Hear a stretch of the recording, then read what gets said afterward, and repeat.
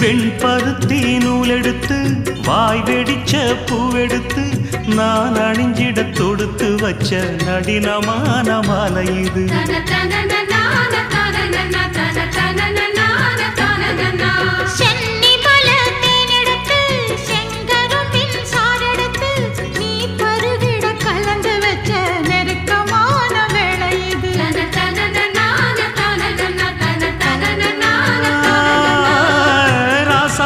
உடம்பிருக்கும் ரவிக்க துணி நானாக அன்னாடம் சூடி கொள்ள ஆசை வச்சாகாதா.